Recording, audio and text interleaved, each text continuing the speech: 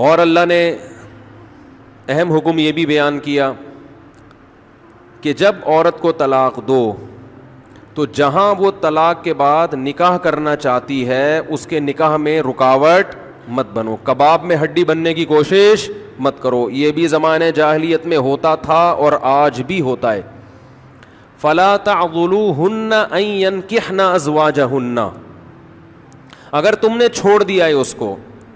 عرب اس کو غیرت کا مسئلہ بنا لیا کرتے تھے کہ ہم نے چھوڑا ہے تو اب ہم کہیں اور اس کی شادی نہیں کرنے دیں گے.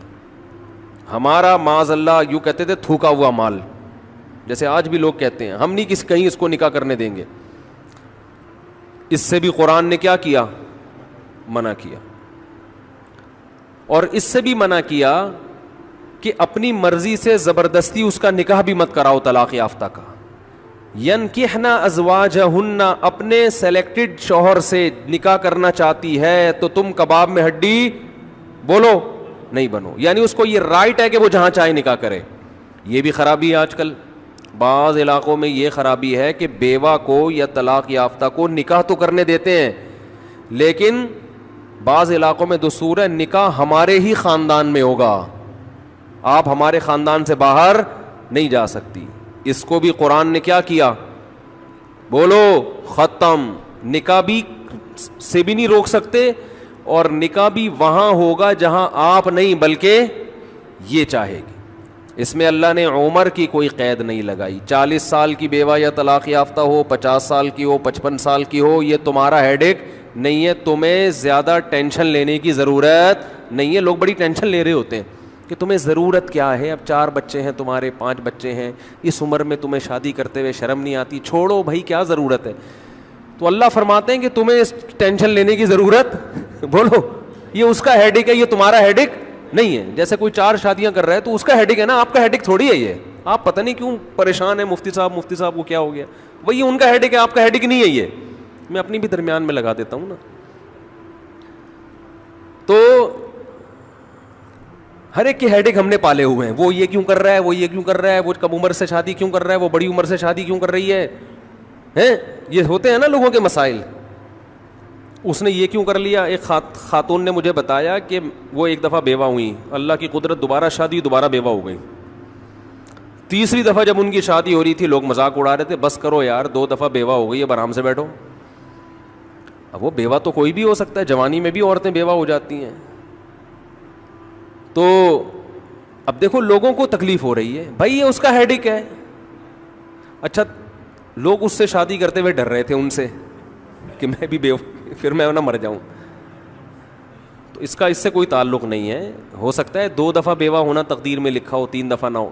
یہاں مجھے وہ چٹکلا یاد آتا ہے، وہ ایک آدمی نے، ابے چھوڑو چٹکلوں کو، ابھی قرآن کو فوکس کرتے ہیں. آخر میں چٹکلے ہونا یہ صحیح ہوتا ہے، درمیان میں ہی آ جائیں تو پھر سارا موضوع چینج ہو جاتا ہے. اتنے اچھے احکام بیان ہو رہے ہیں قرآن کے، آگے اس کو آپ نے لوگوں کو بتانا بھی ہے. تو اللہ نے حکم دیا کہ طلاق کے بعد ایک دھیلا واپس نہیں لینا. خلا کی صورت میں لے سکتے ہو مگر خلا بھی شوہر کی رضا سے ہوتا ہے، یک طرفہ نہیں ہوتا، یاد رکھیں. دوسرا کام تم نے کیا کرنا ہے، اس کو کہیں اور نکاح سے روکنا نہیں ہے. تیسرا کام یہ کرنا ہے نکاح بھی وہاں کرنا ہے جہاں وہ چاہتی ہے. تمہاری مرضی نہیں مسلط ہوگی، اس کی مرضی چلے گی. اور اگر پرانے شوہر سے نکاح کرنا چاہے اور 2 طلاقیں ہوئی ہوں تو وہاں بھی کر سکتی ہے، کیونکہ آیت کا ایک شان نزول بھی ہے. ایک صحابی نے اپنی بہن کا نکاح کسی صحابی سے کرایا، تھوڑے دنوں میں طلاق ہو گئی. طلاق ایک تھی، عدت ختم ہوئی، نکاح ختم. اب تھوڑے دنوں کے بعد دوبارہ ان دونوں کا دل چاہنے لگا کہ ہم آپس میں کمپرومائز کر لیں. ہوتا ہے وقتی طور پر اختلافات بہت زیادہ ہوتے آتے ہیں، جب دور رہتے ہیں تو آپس میں میلان ہونے لگتا ہے. لیکن وہ جو صحابی تھے نا جن کی بہن کو طلاق ہوئی تھی، انہوں نے کہا کہ اب میں اپنی بہن کا نکاح دوبارہ اس آدمی سے بولو نہیں کروں گا. اور کہا کہ یا رسول اللہ میں نے ان کی عزت کی، ان کو اپنی بہن نکاح میں دی، انہوں نے لڑائی جھگڑا کر کے طلاق دے کے میرے گھر میں بٹھا دیا اس کو، تو میں کیسے دوبارہ. یہ ذلت محسوس ہوتی ہے نا انسان کو. قرآن میں اللہ نے آیتیں نازل کی کہ اگر وہ اپنے شوہر سے نکاح کرنا چاہتی ہے تو درمیان میں رکاوٹ مت بنو. لڑے بھی وہ خود تھے، اب جڑ بھی خود رہے ہیں. نہیں آ رہی بات. اس کو بھی لوگ غیرت کا مسئلہ بنا لیتے, سسر صاحب بنا لیتے ہیں, میرے داماد نے میری بیٹی کو طلاق دی ہے, میں تو نہیں واپس بھیجوں گا. بھائی دنیا میں جو آدمی میں لچک نہیں ہے نا, فلیکسیبلٹی نہیں ہے, لچک نہیں ہے جس میں, وہ کبھی بھی کامیاب نہیں ہو سکتا. یاد رکھو یہ جو ہوتا ہے نا, میں اصول کا پکا, بھائی اصول کا پکا ہونا تو اچھا ہے, لیکن یہ اصول ہی غلط ہے کہ جو کہہ دیا تو اس پہ قیامت تک قائم رہنا ہے. یہ اصول ہی غلط ہے. اصول یہ ہونا چاہیے کہ جب موقع کی مناسبت سے جو بات ٹھیک لگے گی اپنے آپ کو چینج کر لوں گا. یہ اصول ٹھیک ہے, اس اصول پہ پکے رہو, اور یہ نبی سے ہمیں ملتا ہے یہ اصول. حدیث میں آتا ہے ایک صحابی نبی کے پاس آئے, مجھے صدقہ چاہیے, یہ چاہیے, وہ چاہیے. آپ نے فرمایا اللہ کی قسم تم پر خرچ نہیں کروں گا میں. وہ چلے گئے, آپ نے دوبارہ بلایا, فرمایا ان پہ صدقہ کرو, دے دو. وہ پریشان, یا رسول اللہ آپ نے تو قسم اٹھائی تھی کہ میں آپ کو نہیں دوں گا. آپ نے فرمایا مر رآ علی یمین فرآ غیرہا خیرا منہا فلیکفر عن یمینہ, کہ جو شخص کسی بات پہ قسم اٹھا لے, جائز بات ہو, کوئی اگر حرام پہ قسم اٹھائی وہ تو بچنا لازم ہے نا, کہ میں گناہ نہیں کروں گا, وہ تو ویسے ہی حرام ہے. جائز کام, صدقہ تو جائز ہے نا, بلکہ ثواب ہے. فرمایا کوئی کسی جائز کام پہ قسم اٹھائے, پھر بعد میں اس کو خیال ہو کہ مجھے قسم توڑ دینی چاہیے, اس کا مائنڈ کیا ہو گیا, چینج, تو اسے چاہیے قسم توڑ دے اور کفارہ ادا کر دے, اس قسم پہ قائم بولو نہ رہے. قسم پہ جب قائم نہ رہنے کا حکم ہے تو بغیر قسم کے میں نے جو بول دیا بس وہ پتھر پہ لکیر بن گیا, یہ تو پاگل اور گدھے ہونے کی علامت ہے. قسم بھی اگر کھا لی ہو تو بھائی اس وقت یہ خیال تھا کہ نہیں دینا, اب زمینی حقائق کہہ رہے ہیں کہ اس کو دینا ہے, تو اب قسم توڑو, کفارہ ادا کرو اور دے دو. بات نہیں آ رہی میرا خیال ہے. یہ کس کی سیرت ہے, نبی کی. نبی سے زیادہ کسی کی پکی زبان ہو سکتی ہے, لیکن ایسی لچک سکھائی ہے کامیاب بننے کے لیے کہ یہ نہیں کہ جو کہہ دیا تو وہ پتھر پہ لکیر. گراؤنڈ ریئلٹی کے لحاظ سے, ماحول کے چینج ہونے کے لحاظ سے آپ نے اپنا رویہ کیا کرنا ہے, چینج کرنا ہے.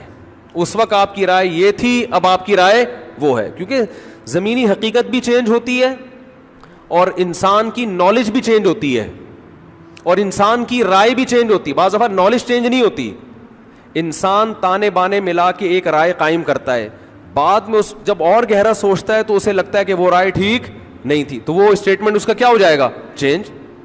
کوئی بات نہیں, دن میں 100 دفعہ چینج ہو جائے. ناکام وہ ہے جو کہہ دیا تو اڑ گیا, بس کچھ بھی ہو جائے. اب دیکھو ایک آدمی آپ کو مستحق نظر نہیں آ رہا تھا, آپ نے کہا اللہ کی قسم تجھے میں صدقہ نہیں دوں گا, تو فراڈی ہے. بعد میں پتہ چلا نہیں فراڈی نہیں ہے, آپ کو نہیں, میں نے تو بول دیا تھا میں نہیں دوں گا. بھائی اب فراڈی ہونے کی بیس پہ نہیں دے رہے تھے, تو اب پتہ چل گیا یہ فراڈی نہیں ہے. بعض دفعہ پہلے بھی پتا تھا فراڈی نہیں ہے, اب بھی پتہ ہے نہیں ہے, لیکن پہلے خیال تھا کہ نہیں دینا چاہیے, اب خیال ہے کہ دے دینا چاہیے, تو رائے چینج کر لو. بہت مشکل ہے. اور گھریلو جھگڑوں میں تو میاں بیوی کی طبیعت میں اگر لچک نہیں ہے نا, 4 دن بھی ان کا رشتہ نہیں چل سکتا. یہ تو مجھ سے ابھی لکھوا کے سگنیچر انگوٹھے لگا لو, جیسے سبزی والے نے ٹھپے لگائے تھے انگوٹھے کے, انگوٹھے لے کے گھوم رہا ہوں. لیکن آپ انگوٹھے نہیں, آپ مجھے پکڑ لینا, میں کہاں بھاگوں گا.